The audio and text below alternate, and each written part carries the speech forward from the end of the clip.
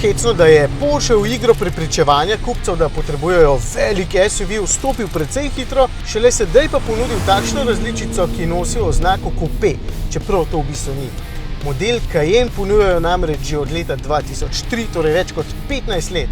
Tudi Macan imajo za tiste, ki ne potrebujete tako velikega športnega terenca. Kako trapast izraz.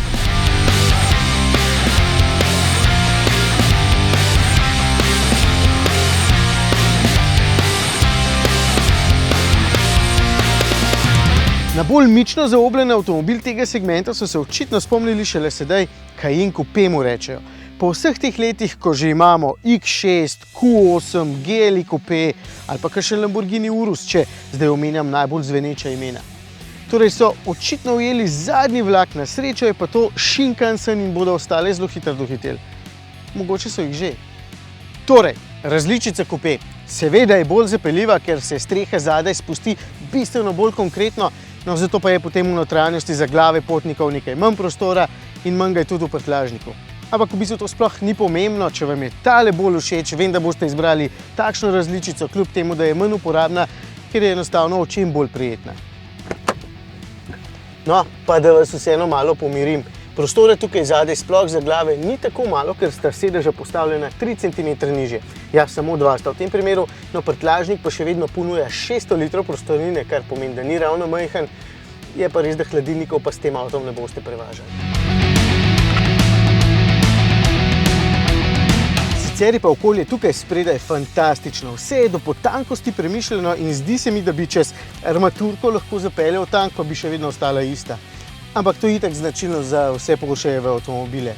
Ok, razlike med Coupejem in navadnim sem pokazal, kar pomeni, da v bistvu bi zdaj lahko zaključil. A razen, če vas zanima, kako se pelje.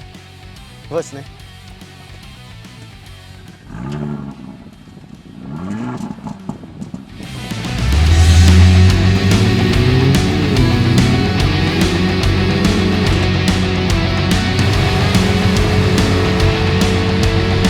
Ja, za začetek je hiter, ne glede na izbrano različico. 4 so namreč Cayenne Coupe, E-Hybrid Coupe, S-Coupe in Coupe Turbo. Moči pa od 340 konjičkov in pospeška 6 sekund do 100, preko 440 konjičkov in 5 sekund do 100, 462 konj pri hibridnem in 5,1 do 100 in 550 konj ter 3,9 do 100. Sem izbral kar turbota in vam povem, da je res hiter.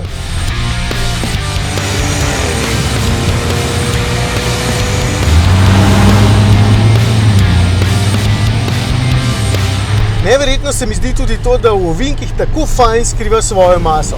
Seveda, je težak in malce okoren, ampak za 2 toni v zavojih hudo impresiven. Je pa res, da ga za športnika vseeno ne bom razglasil, tudi če je v zavojih fajn in se ne nagiba veliko. Hudiča, sploh se ne nagiba, če sem čisto pošten. In to potem vseeno jemlje davek pri udobju. Ves čas malce pretrese in je malce živčen, ampak nič bolj kot ostali takšni predstavniki.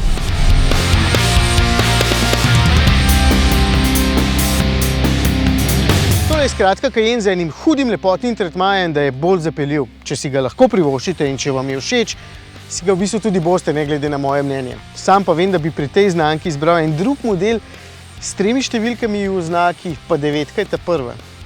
Za familijo pa en Berlingo in naj se vozijo po svoje.